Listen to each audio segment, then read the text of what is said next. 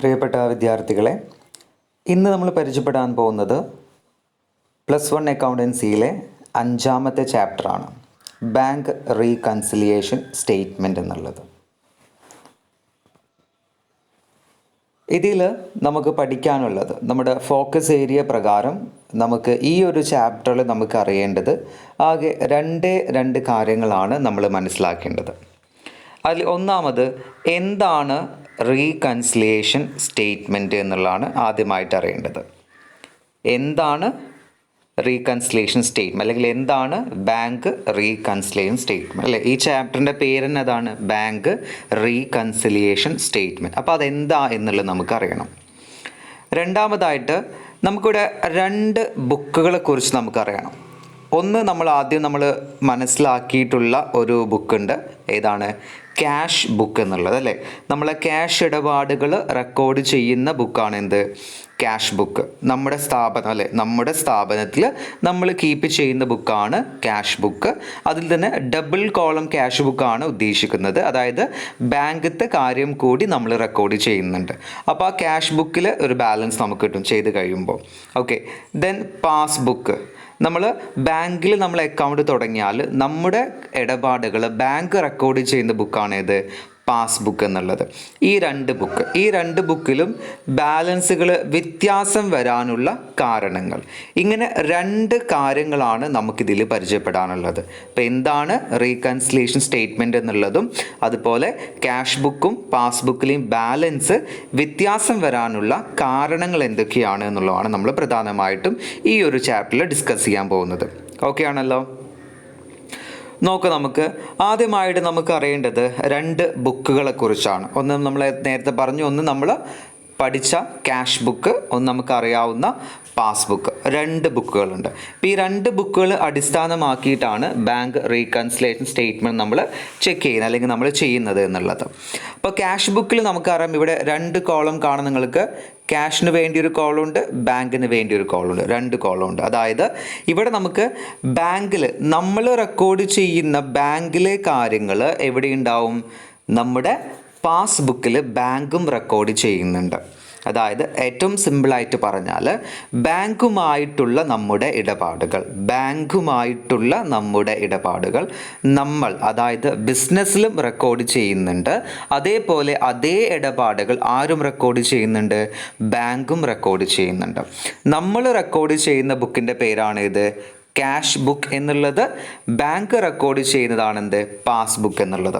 അപ്പോൾ നിങ്ങൾ തന്നെ ആലോചിച്ച് നോക്കുക, നമ്മൾ ബാങ്കുമായിട്ടുള്ള ഇടപാട് നടത്തുമ്പോൾ നമ്മളും റെക്കോർഡ് ചെയ്യുന്നുണ്ട്, ബാങ്കും റെക്കോർഡ് ചെയ്യുന്നുണ്ട്.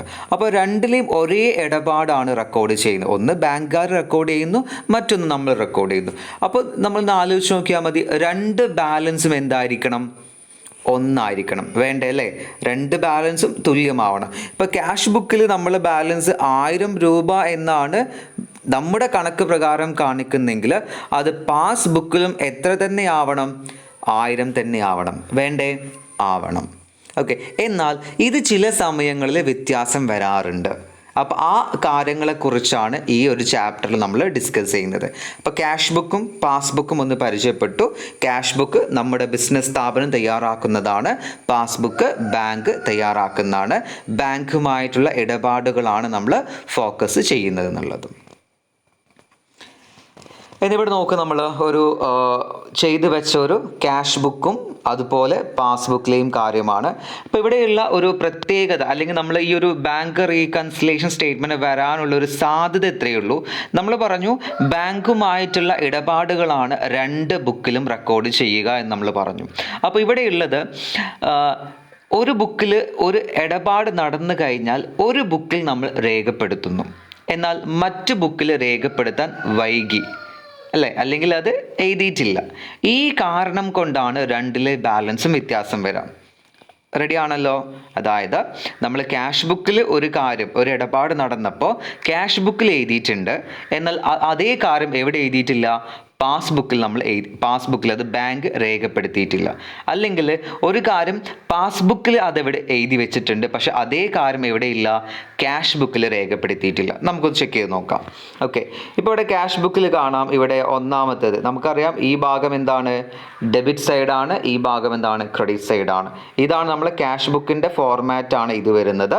താഴെ കാണുന്നത് ഇതേതാണ്, പാസ്ബുക്കിലാണ്. നിങ്ങൾക്ക് പാസ്ബുക്കൊക്കെ കയ്യിൽ ശ്രദ്ധിച്ചാൽ കാണാൻ പറ്റില്ലേ, ഡെബിറ്റ് ബാലൻസ്, അതിനെന്താണ്, വിഡ്രോവൽസ് ആണ്, പണം പിൻവലിച്ച കാര്യങ്ങളാണ് ഡെബിറ്റ് ചെയ്യുക. ദെൻ ഡെപ്പോസിറ്റ്, പണം കിട്ടിയ കാര്യങ്ങളാണ് ഡെബിറ്റ് ചെയ്യുക. ഇവിടെയും നമ്മൾ മനസ്സിലാക്കേണ്ട പ്രധാനപ്പെട്ട മറ്റൊരു കാര്യം, നമ്മുടെ ക്യാഷ് ബുക്കിൽ ഡെബിറ്റ് ചെയ്ത കാര്യങ്ങളെല്ലാം പാസ്ബുക്കിൽ എന്തായിരിക്കും, ക്രെഡിറ്റ് ആയിരിക്കും അല്ലേ. ക്യാഷ് ബുക്ക് നമ്മളെ സംബന്ധിച്ചിടത്തോളം അത് നമുക്കൊരു അസറ്റാണ് അല്ലേ, നമുക്കൊരു ആസ്തിയാണ് നമ്മൾ ബാങ്കിലെ പൈസ എന്ന് പറഞ്ഞാൽ. എന്നാൽ അത് ബാങ്കിൽ നിന്ന് ചിന്തിക്കുകയാണല്ലോ, ബാങ്കുകാർക്ക് അതെന്താണ്, അതൊരു ബാധ്യതയാണ് അല്ലേ. നമ്മൾ വന്ന് ചോദിച്ചാൽ ആ പൈസ തിരിച്ചു കൊടുക്കണം. അതുകൊണ്ടാണ് പറയുന്നത് ക്യാഷ് ബുക്കിൽ കാണിക്കുന്ന ഡെബിറ്റ് ചെയ്ത സംഖ്യകളെല്ലാം പാസ്ബുക്കിൽ എന്തായിരിക്കും, ക്രെഡിറ്റ് ആയിരിക്കും അല്ലേ. ഇത് അവിടെ കാണാം 60,000, അതെന്താണ് ഇവിടെ റെക്കോർഡ് ചെയ്തിട്ടുണ്ട്. അതുപോലെ ഇവിടെ ഒരു 10,000 ഉണ്ട്, അതും ഏതാണ് ഇവിടെ റെക്കോർഡ് ചെയ്തിട്ടുണ്ട്, 10,000 റെക്കോർഡ് ചെയ്തിട്ടുണ്ട്. എന്നാൽ ഇവിടെ നമ്മൾ 7,000 രൂപ, ഇവിടെ ഈ ഒരു 7,000 രൂപ ചോപ്പിൽ മാർക്ക് ചെയ്തത് അതെന്താണ്, ഡെബിറ്റ് ചെയ്തൊരു എമൗണ്ട് ആണ്, അതെവിടെ ക്രെഡിറ്റിൽ ബാങ്കിൽ എത്തിയിട്ടില്ല. ഇപ്പം ഒന്ന് മനസ്സിലായല്ലോ, ഒരു ബുക്കിൽ എഴുതിയിട്ടുണ്ട്, എന്നാൽ മറ്റൊരു ബുക്കിൽ എന്താണ്, എഴുതാൻ വിട്ടുപോവല്ല, എഴുതിയിട്ടില്ല. കാരണം ജസ്റ്റ് ഒരു എക്സാമ്പിൾ ഞാൻ പറയാം. സാധാ രീതിയിൽ ഒരു ചെക്ക്, നമുക്കറിയാം ഒരാൾക്ക് പണം കൊടുക്കണമെന്നുണ്ടെങ്കിൽ അയാൾക്ക് പണത്തിന് പകരമായി നമുക്ക് എന്ത് കൊടുക്കാം, ചെക്ക് അല്ലേ, ചെക്ക് ലീഫ് എഴുതി കൊടുക്കാം, നമുക്ക് ചെക്ക് കൊടുക്കാം ഒരാൾക്ക്. അപ്പോൾ നമ്മൾ ചെക്ക് കൊടുക്കുന്നത് ഇന്നത്തെ ഡേറ്റ് ആണെന്ന് വിചാരിക്കാം. അതായത് ഇന്ന് ഏതാണോ ഡേറ്റ്, ഒരു ഡേറ്റ് ഫോർ എക്സാമ്പിൾ നമ്മൾ വിചാരിക്കുന്നു ജനുവരി 1-ാം തീയതി, 1/1/2021 ജനുവരി 1-ാം തീയതിയാണ് നമ്മൾ ചെക്ക് കൊടുക്കുന്ന ഡേറ്റ് എന്ന് നമ്മൾ വിചാരിക്കാം. ഓക്കെ, അപ്പോൾ നമ്മൾ റെക്കോർഡ് ചെയ്യുന്നത് എന്തായിരിക്കും, 1-ാം തീയതിയാണ് നമ്മുടെ ബുക്കിൽ നമ്മൾ എന്ത് ചെയ്യുക, ചെക്ക് നൽകിയെന്ന് റെക്കോർഡ് ചെയ്യുന്നത് 1-ാം തീയതി. എന്നാൽ ഈ ചെക്ക് കിട്ടിയ ആ വ്യക്തി എന്നാണോ ആ ചെക്കുമായിട്ട് ബാങ്കിൽ ചെല്ലുന്നത് അന്ന് മാത്രമേ ബാങ്ക് റെക്കോർഡ് ചെയ്യുള്ളൂ. ശരിയല്ലേ അല്ലേ? ആ ചെക്കുമായിട്ട് ബാങ്കിൽ എത്തിയാലല്ലേ ബാങ്കിന് അത് റെക്കോർഡ് ചെയ്യാൻ പറ്റുള്ളൂ. അല്ലാതെ നമ്മൾ റെക്കോർഡ് ചെയ്ത അതേ കാര്യം അവർക്ക് പെട്ടെന്ന് അവിടെ കിട്ടുമോ? ഇല്ല. അതുകൊണ്ടാണ് പറയുന്നത് ഒരു ബുക്കിൽ അവർ എഴുതിയിട്ടുണ്ട്, രണ്ടാമത്തെ ബുക്കിൽ എന്താണ്, അതേ ഡേറ്റിൽ എഴുതിയിട്ടുണ്ടാവില്ല, പിന്നീട് എപ്പോഴെങ്കിലും എഴുതുന്നുണ്ടാവാം. അതായത് ഇപ്പോൾ ഒരു ചെക്കിൻ്റെ കാലാവധി ഇപ്പോഴത്തെ പ്രകാരം 3 മാസമാണ്. അപ്പോൾ ജനുവരി 1-ാം തീയതി കിട്ടിയാൽ അയാൾക്ക് എന്താണ്, ജനുവരി, ഫെബ്രുവരി, മാർച്ച്, ഈ 3 മാസത്തിൻ്റെ ഉള്ളിൽ എപ്പോൾ ചെന്നാലും എന്താണ്, അയാൾക്ക് ബാങ്കിൽ നിന്നും ക്യാഷ് എടുക്കാം. പക്ഷേ നമ്മൾ എന്ന് റെക്കോർഡ് ചെയ്യും, ചെക്ക് എന്നാണോ കൊടുക്കുന്നത് അന്ന് 1-ാം തീയതിയാണെങ്കിൽ 1-ാം തീയതി റെക്കോർഡ് ചെയ്തിട്ടുണ്ടാവും. ഓക്കെ, അപ്പോൾ ഇതാണ് ഉദ്ദേശിക്കുന്നത്, ഒരു ബുക്കിൽ രേഖപ്പെടുത്തി എന്നാൽ മറ്റൊരു ബുക്കിൽ എന്താണ്, രേഖപ്പെടുത്തിയിട്ടില്ല എന്നുള്ളത്. ഈ ഒരു കാരണം കൊണ്ടാണ് എന്ത് വരിക, ബാലൻസിൽ വ്യത്യാസം വരിക. പിന്നെ എക്സ്ട്രാ ഒരു കാര്യം കൂടി, ഓരോ മാസത്തിലാണ് എന്ത് ചെയ്യുന്നത്, നമ്മൾ ഈ ഒരു ചെക്കിങ്, പാസ്ബുക്കും ക്യാഷ് ബുക്കും ചെക്ക് ചെയ്യുന്നത് മന്ത്ലി ബേസ് ആണ്. എങ്ങനെയാണ്, മാസത്തിലാണ് ചെക്ക് ചെയ്യുക. അപ്പോൾ ഇതിൽ ഈ ഒരു ഭാഗത്ത് നിന്ന് ചോദിക്കാവുന്ന ഒരു ചോദ്യം, 2-3 ചോദ്യങ്ങൾ ഇതൊക്കെയാണ്. ഒന്ന്, ബാങ്ക് റീകൺസിലേഷൻ സ്റ്റേറ്റ്മെൻറ്റ് തയ്യാറാക്കുന്നത് ആരാണ് ഈ സ്റ്റേറ്റ്മെൻറ്റ് തയ്യാറാക്കുക? ആരാണ്? ഒന്നുകിൽ നമുക്കെന്ത് പറയാം, ബാങ്കിൻ്റെ കസ്റ്റമർ, ബാങ്ക് അല്ല കേട്ടോ, ബാങ്കിൻ്റെ കസ്റ്റമർ എന്ന് പറഞ്ഞാൽ അക്കൗണ്ട് ഹോൾഡർ, അക്കൗണ്ട് തുടങ്ങിയ ആൾ, അല്ലെങ്കിൽ എന്താണ്, ബിസിനസ്മാൻ. ഇങ്ങനെയാണ് നമ്മൾ ഉത്തരം പറയുക. അതായത് ആരാണ് ബാങ്ക് റീകൺസിലേഷൻ സ്റ്റേറ്റ്മെൻറ്റ് തയ്യാറാക്കേണ്ടത്? ആരാണ്? നമുക്ക് പറയാം കസ്റ്റമർ എന്ന് പറയാം, അക്കൗണ്ട് ഹോൾഡർ എന്ന് പറയാം, അല്ലെങ്കിലോ ബിസിനസ്മാൻ എന്ന് പറയാം. ഓക്കെ, 2, ഈ സ്റ്റേറ്റ്മെൻറ്റ് എപ്പോഴാണ് തയ്യാറാക്കേണ്ടത്? ചിലപ്പോൾ നമുക്കറിയാം ചിലത് 1 വർഷം കൂടുമ്പോൾ തയ്യാറാക്കാൻ മതി കാര്യങ്ങളുണ്ട് അല്ലേ. പക്ഷെ ഇവിടെ ബാങ്ക് റീകൺസിലേഷൻ സ്റ്റേറ്റ്മെൻറ്റ് തയ്യാറാക്കുന്നത് മന്ത്ലി ബേസ് ആണ്. എങ്ങനെയാണ്? ഓരോ മാസം കൂടുമ്പോൾ അല്ലേ, ജനുവരി അതിലൊരു ബാങ്ക് റീകൺ സ്റ്റേറ്റ്മെൻറ്റ് വേണം, ഫെബ്രുവരിയിൽ വേണം, മാർച്ചിൽ വേണം. അപ്പോൾ മാസമാണ് തയ്യാറാക്കുക. ആരാ തയ്യാറാക്കേണ്ടത്? ബിസിനസ്മാൻ തന്നെ അല്ലാതെ ബാങ്ക് അല്ല. പ്രത്യേകം ശ്രദ്ധിക്കുക, ബാങ്ക് റീകൺസിലേഷൻ ആയതുകൊണ്ട് ബാങ്ക് അല്ല തയ്യാറാക്കുന്നത്. ആരാണ്? ബിസിനസ്മാൻ ആണ് തയ്യാറാക്കുന്നത്. പ്രത്യേകം ശ്രദ്ധിക്കുക. പിന്നെ ഇപ്പോൾ നമ്മൾ പറഞ്ഞ ഒരു കാര്യം പറഞ്ഞു, നമ്മുടെ ക്യാഷ് ബുക്കിൽ ഡെബിറ്റ് ചെയ്ത കാര്യങ്ങളെല്ലാം പാസ്ബുക്കിൽ എവിടെയായിരിക്കും? ക്രെഡിറ്റ് ആയിരിക്കും. അതേ ഓപ്പോസിറ്റ്, ക്രെഡിറ്റ് ചെയ്ത കാര്യങ്ങളെല്ലാം പാസ്ബുക്കിൽ എന്തായിരിക്കും? ഡെബിറ്റുമായിരിക്കും.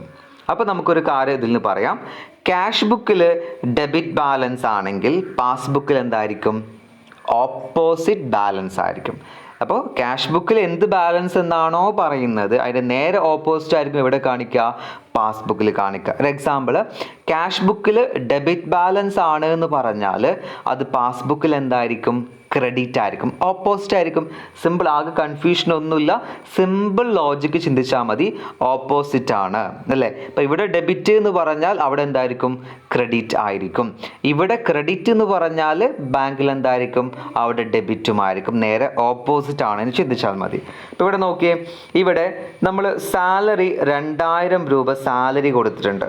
ചുവപ്പാണ്, ഇവിടെ ക്രെഡിറ്റിലാണ്, അപ്പോൾ ഇവിടെ ഡെബിറ്റിൽ കാണിക്കണം. എന്നാൽ ഈ ലിസ്റ്റിൽ അത് വന്നിട്ടില്ല അല്ലേ? ഈ ലിസ്റ്റിൽ അതില്ല. അപ്പോൾ എന്താണ് ഇത്? നമ്മൾ ക്യാഷ് ബുക്കിൽ നമ്മൾ റെക്കോർഡ് ചെയ്തിട്ടുണ്ട്, പക്ഷെ എന്താണ്? പാസ്ബുക്കിൽ അത് റെക്കോർഡ് ചെയ്തിട്ടില്ല. അപ്പോൾ ഇതെന്താ? ബാലൻസിൽ വ്യത്യാസം വരാനുള്ള ഒരു കാരണമാണ്. ഇനി നോക്കുക, പാസ്ബുക്കിൽ ഇതാ ബാങ്ക് ചാർജ് 50 രൂപ ബാങ്ക് ചാർജ് ഈടാക്കിയിട്ടുണ്ട്. അപ്പോൾ നമുക്കറിയാം, നമ്മൾ യൂസ് ചെയ്യുന്ന ATM കാർഡ്, നമുക്ക് ബാങ്കിൽ നിന്ന് വരുന്ന മെസ്സേജുകൾ, ഇതിനെല്ലാം ക്വാർട്ടർലി ബേസ് 3 മാസം കൂടുമ്പോൾ അല്ലെങ്കിൽ ഹാഫ് ഇയർലി അല്ലെങ്കിൽ ഇയർലി ഒക്കെ ഒരു ചാർജ് ബാങ്ക് ഈടാക്കുന്നുണ്ട്. അത് നമ്മളോട് പറയത്തൊന്നുമില്ല, നമ്മളെ നിങ്ങളെ അക്കൗണ്ട് പിടിക്കാമെന്ന് പറയത്തൊന്നുമില്ല. അവർ ഓട്ടോമാറ്റിക്കലി നമ്മളെ അക്കൗണ്ടിൽ നിന്ന് ആ എമൗണ്ട് പിടിക്കുകയാണ് ചെയ്യുക. അപ്പോൾ ആ കാര്യം ബാങ്കിലാണ് ആദ്യം രേഖപ്പെടുത്തുക. നമ്മളെ ബുക്കിൽ അതിനെക്കുറിച്ച് അറിയുന്നത് വരെ നമ്മൾ എന്ത് ചെയ്യുന്നില്ല? രേഖപ്പെടുത്തുന്നില്ല. അപ്പോൾ എന്താണ്? ബാലൻസ് ചെക്ക് ചെയ്ത് നോക്കുമ്പോൾ വ്യത്യാസം വരാനുള്ള സാധ്യതകളുണ്ട്. അപ്പോൾ ഒരു ചെറിയ ഐഡിയ കിട്ടിയിട്ടുണ്ടാവുമല്ലോ, എന്തുകൊണ്ടാണ് ഡിഫറൻസ്, ആ വ്യത്യാസം വരുന്നത് എന്തുകൊണ്ടാണ് എന്നുള്ളത് ഒരു ഐഡിയ കിട്ടിയിട്ടുണ്ടായിരിക്കും. ഒരു ബുക്കിൽ എഴുതിയിട്ടുണ്ട്, മറ്റേ ബുക്കിൽ എന്താണ്?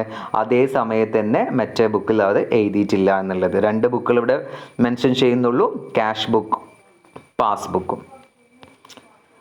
അപ്പോൾ നമുക്ക് നോക്കാം, നമ്മൾ പറഞ്ഞ ടോപ്പിക്കിലേക്ക് വരുന്നു, ബാങ്ക് റീകൺസിലേഷൻ സ്റ്റേറ്റ്മെന്റ് എന്നുള്ളത്.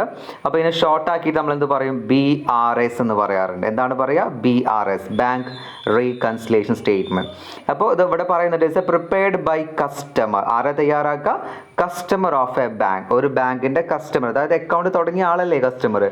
Showing the reason for this agreement. Showing കാണിക്കുന്നു, എന്താണ്? റീസൺ, കാരണങ്ങൾ കാണിക്കുന്നു.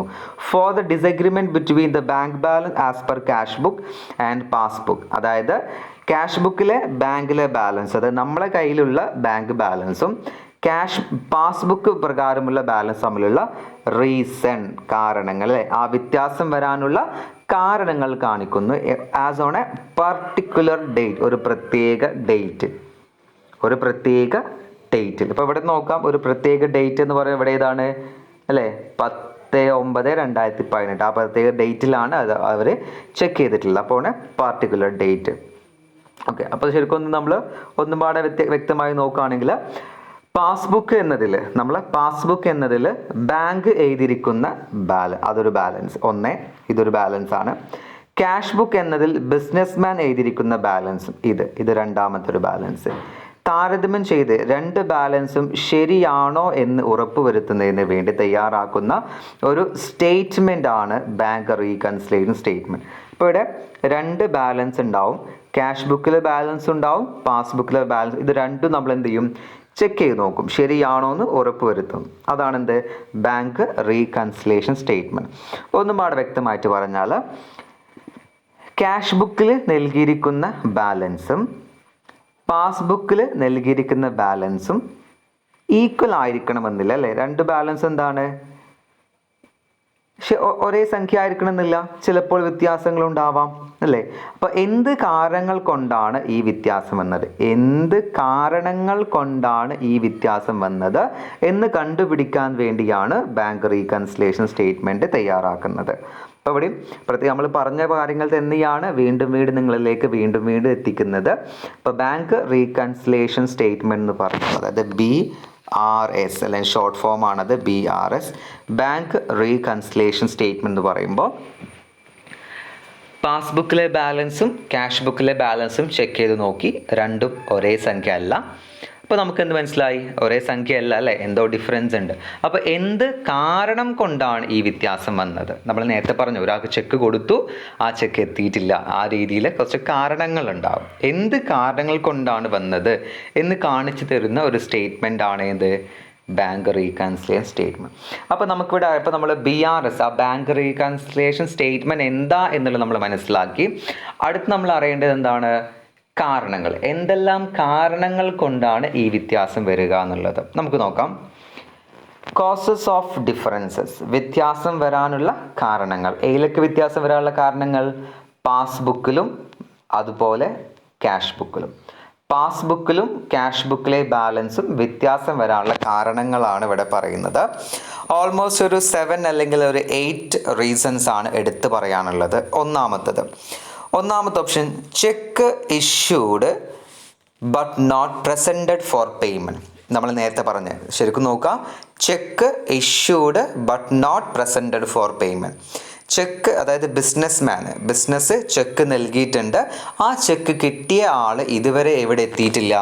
ബാങ്കിൽ എത്തിയിട്ടില്ല. അപ്പോൾ അത് ഏത് ബുക്കിലാണ് എഴുതിയിട്ടുണ്ടാവുക? ക്യാഷ് ബുക്കിൽ എഴുതിയിട്ടുണ്ടാവും. ഏത് ബുക്കിൽ എഴുതിയിട്ടില്ല? പാസ്ബുക്കിൽ എഴുതിയിട്ടില്ല. കാരണം എന്താണ്? ബാങ്കിൽ എത്തിയിട്ടില്ല. രണ്ടാമത്തത്, cheque paid or deposit into bank but not credited by bank.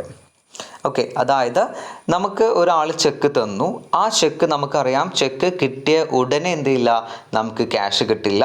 അപ്പോൾ ചെക്ക് നമ്മൾ കളക്ഷൻ അയക്കുക എന്ന് പറയും. അതായത് ചെക്കിലെ പൈസ ആ ചെക്ക് തന്ന ആളുടെ അക്കൗണ്ടിൽ നിന്നും നമ്മുടെ അക്കൗണ്ടിലേക്ക് മാറ്റണം. ഓക്കെ, അത് നമ്മൾ ചെക്ക് ഇട്ട പാടെ നടക്കത്തില്ല. എന്താണ്, മിനിമം 3 days എടുക്കും, 3 ദിവസം എടുക്കും അതിന്. അപ്പോൾ നമ്മൾ ബാങ്കിൽ കൊണ്ടുപോയി ചെക്ക് നൽകിയിട്ടുണ്ട്, പക്ഷെ എന്താണ്, ആ ചെക്കിലെ പൈസ ഇതുവരെ നമ്മളെ അക്കൗണ്ടിലേക്ക് എത്തിയിട്ടില്ല. അപ്പോൾ എന്താണ്, നമ്മുടെ ക്യാഷ് ബുക്കിൽ നമ്മളത് രേഖപ്പെടുത്തിയിട്ടുണ്ട്, പക്ഷെ എന്താണ്, ബാങ്കിൽ ഇതുവരെ ആ എമൗണ്ട് എത്തിയിട്ടില്ല എന്നുള്ളത്. ആൻഡ് മൂന്നാമത്തത്, ഇൻട്രസ്റ്റ് ക്രെഡിറ്റഡ് ബൈ ബാങ്ക്. നമ്മൾ നേരത്തെ പറഞ്ഞതാണ്, ബാങ്ക് ചാർജ് എന്നത് പറഞ്ഞതുപോലെ നമ്മുടെ ഡെപ്പോസിറ്റിന് ബാങ്ക് എന്ത് നൽകാറുണ്ട്? ഇൻട്രസ്റ്റ് നൽകാറുണ്ട്. ആ ഇൻട്രസ്റ്റ് എന്താണ്, നമ്മളെ അക്കൗണ്ടിലേക്ക് ക്രെഡിറ്റ് ചെയ്യുന്നു. അത് നമ്മൾ അതേ ഡേറ്റിൽ ഒരു പക്ഷെ നമ്മൾ അറിഞ്ഞോളണമെന്നില്ല. പിന്നീട് നമ്മൾ സ്റ്റേറ്റ്മെൻറ്റ് എടുക്കുമ്പോഴാണ് നമുക്കത് അറിയാൻ പറ്റുള്ളൂ. അപ്പോഴും എന്താണ്, പാസ്ബുക്കിൽ മാത്രമാണ് അത് റെക്കോർഡ് ചെയ്തിട്ടുണ്ടായിരുന്നത്. എവിടെ റെക്കോർഡ് ചെയ്തിട്ടില്ല? നമ്മുടെ ക്യാഷ് ബുക്കിൽ അത് റെക്കോർഡ് ചെയ്തിട്ടില്ല. അതും ഒരു കാരണമാണ്. നാലാമത് നമ്മൾ നേരത്തെ പറഞ്ഞതാണ് ബാങ്ക് ചാർജ്. ബാങ്കിൽ പാസ്ബുക്കിൽ അത് എഴുതിയിട്ടുണ്ടാകും, എവിടെ എഴുതിയിട്ടില്ല? നമ്മുടെ ക്യാഷ് ബുക്കിൽ എഴുതിയിട്ടില്ല എന്നുള്ളത്.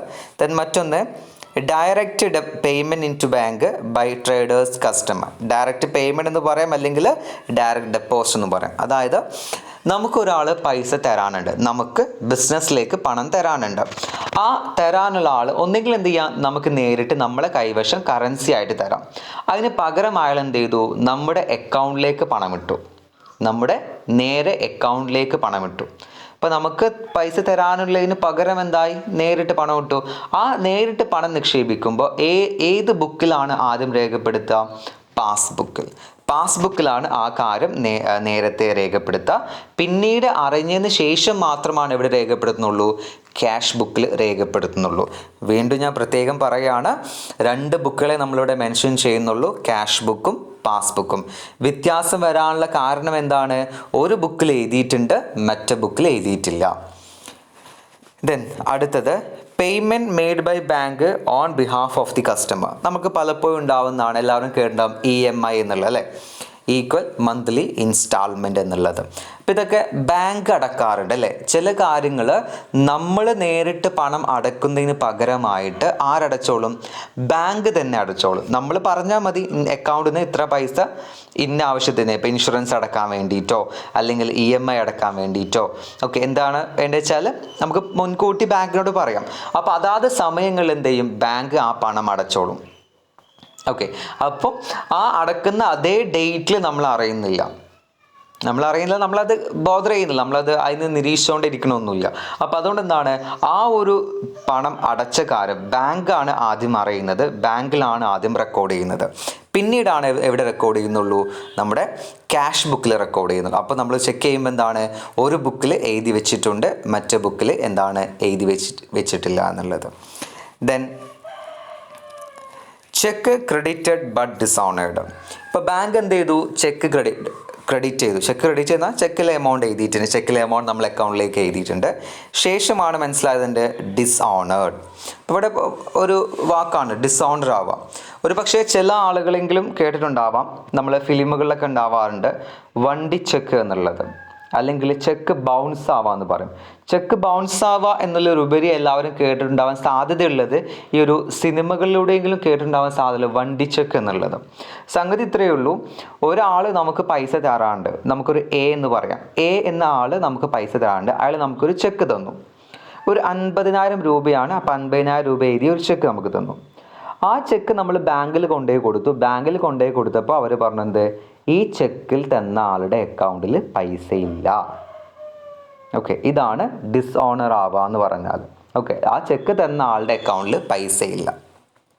ഓക്കെ, അപ്പോൾ അതും ആദ്യം ആരാ അറിയാം, ബാങ്കിലാണ് ആ കാര്യം ആദ്യം രേഖപ്പെടുത്തുക, പിന്നീടാണ് എവിടെ വരുന്നുള്ളൂ, നമ്മുടെ ക്യാഷ് ബുക്കിൽ രേഖപ്പെടുത്തുന്നുള്ളൂ. അപ്പോൾ ഇതാണ് പ്രധാനപ്പെട്ട ഒരു വ്യത്യാസം.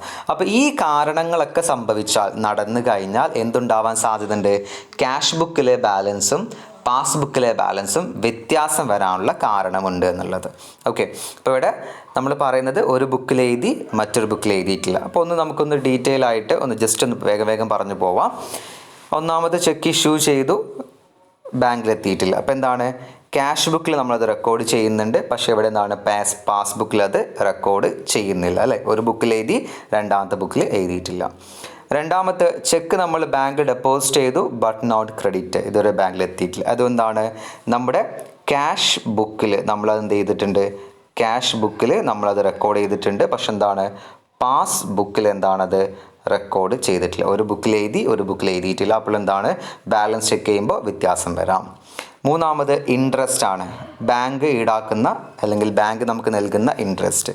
അതെന്താണ്, പാസ്ബുക്കിൽ അത് ആദ്യം രേഖപ്പെടുത്തി, എന്നാൽ ക്യാഷ് ബുക്കിൽ എന്താണ്, അത് രേഖപ്പെടുത്തിയിട്ടില്ല. സോ എന്താണ്, വ്യത്യാസം വരാം. Then bank charge debited in പാസ്ബുക്കിൽ ബാങ്ക് ചാർജ് ഈടാക്കി, അല്ലേ. ഇപ്പോൾ നമ്മുടെ പാസ്ബുക്കിൽ എന്താണ്, ഈ കാര്യം രേഖപ്പെടുത്തുന്നുണ്ട്, പക്ഷെ എന്താണ്, ക്യാഷ് ബുക്കിൽ ഈ കാര്യം അതേ സമയത്ത് രേഖപ്പെടുത്തുന്നില്ല. അപ്പോൾ എന്താണ്, ഒന്നിൽ റെക്കോർഡ് ചെയ്തു, ഒന്നിൽ റെക്കോർഡ് ചെയ്തിട്ടില്ല. സോ എന്താണ്, ബാലൻസ് വ്യത്യാസം വരാം. Then direct payment in to bank by traders customer. നമ്മുടെ ഒരു കസ്റ്റമർ ബാങ്കിലേക്ക് നേരിട്ട് പണം അടച്ചു. അപ്പോൾ എന്താണ്, പാസ്ബുക്കിലാണ് ആ കാര്യം നേരത്തെ റെക്കോർഡ് ചെയ്യുന്നത്, എന്നാൽ ക്യാഷ് ബുക്കിൽ ആ കാര്യം എത്തിയിട്ടില്ല. അപ്പോൾ ഒരു ബുക്കിൽ റെക്കോർഡ് ചെയ്തു, ഒരു ബുക്കിൽ എന്താണ് റെക്കോർഡ് ചെയ്തിട്ടില്ല. ബാലൻസ് ചെക്ക് ചെയ്യുമ്പോൾ വ്യത്യാസം വരാം. Then payment made by bank behalf of the customer. നമുക്ക് പകരമായിട്ട് ആര് പണമടക്കുക, ബാങ്ക് പണമടക്കുന്നുള്ളത്. അപ്പോൾ അവിടെ എന്താണ്, പാസ്ബുക്കിൽ റെക്കോർഡ് ചെയ്യുന്നുണ്ട്, എന്നാൽ ക്യാഷ് ബുക്കിൽ എന്താണ്, ആ കാര്യം റെക്കോർഡ് ചെയ്തിട്ടില്ല. അപ്പോൾ ഒരു ബുക്കിൽ എഴുതിയിട്ടുണ്ട്, ഒരു ബുക്കിൽ എഴുതിയിട്ടില്ല. രണ്ട് ബാലൻസ് ചെക്ക് ചെയ്യുമ്പോൾ എന്ത് വരാം, വ്യത്യാസം വരാം. Then cheque credited but dishonoured. Cheque dishonour ആയി, നമ്മൾ നേരത്തെ പറഞ്ഞു വണ്ടി ചെക്ക് ആവുക, ചെക്കിൽ പണമില്ലാത്ത അവസ്ഥ, അതായത് ചെക്ക് തന്ന ആളുടെ അക്കൗണ്ടിൽ പണമില്ലാതാവുന്ന അവസ്ഥ, കൊടുത്ത ചെക്ക് നേരെ നമുക്ക് തിരിച്ചു തന്നെ വരിക എന്നുള്ളത്. ഓക്കെ, ആ കാര്യം ആദ്യം രേഖപ്പെടുത്തുന്നതിലാണ്, പാസ്ബുക്കിലാണ് ആദ്യം രേഖപ്പെടുത്തുക, ക്യാഷ് ബുക്കിൽ അത് രേഖപ്പെടുത്തുന്നില്ല എന്നല്ല, വൈകിയായിരിക്കും രേഖപ്പെടുത്തുക. അപ്പോൾ എന്താണ്, ഒരു പ്രത്യേക ഡേറ്റ് എടുക്കുമ്പോൾ രണ്ട് ബാലൻസ് എന്താണ്, വ്യത്യാസം വരാനുള്ള സാധ്യതയുണ്ട്. അപ്പോൾ ഇത്രയും കാര്യങ്ങളാണ് നമ്മൾ ഈ ചാപ്റ്ററിൽ നമുക്ക് പഠിക്കാനുള്ളത്. അപ്പോൾ ആകെ രണ്ട് കാര്യങ്ങളെ നമ്മൾ ഈ ചാപ്റ്ററിൽ ഡിസ്കസ് ചെയ്യുന്നുള്ളൂ. ഒന്നാമത്തെ കാര്യം ബാങ്ക് റീകൺസിലേഷൻ സ്റ്റേറ്റ്മെൻറ്റ് എന്താ എന്ന് നമ്മൾ പറഞ്ഞു. രണ്ടാമത്തെ കാര്യം രണ്ട് ബുക്കുകളാണ് നമ്മളിതിൽ പരിചയപ്പെടുന്നത്, ക്യാഷ് ബുക്കും പാസ്ബുക്കും. അത് രണ്ടിലും ബാലൻസ് ഉണ്ട്, അല്ലേ. നമുക്കറിയാം ഏതൊരു അക്കൗണ്ട് ചെയ്താലും ഒരു മാസം അല്ലെങ്കിൽ ഏത് ഡേറ്റ് എടുത്താലും അതിലൊരു ബാലൻസ് കാണിക്കും. അപ്പോൾ നമ്മൾ പ്രത്യേക ഡേറ്റ് എടുക്കുമ്പോൾ ഈ രണ്ട് ബാലൻസും നോർമൽ കേസിൽ തുല്യമാവണം. അപ്പോൾ ചില സന്ദർഭങ്ങളിൽ തുല്യമാവില്ല. ആ തുല്യമാവാതിരിക്കാനുള്ള കാരണങ്ങൾ എന്തൊക്കെയാണ് അത് നമ്മൾ പറഞ്ഞു. ഓക്കെ, അപ്പോൾ ഈ രണ്ട് കാര്യങ്ങളാണ് ഈ ചാപ്റ്ററിലുള്ളത്. ഓക്കെ.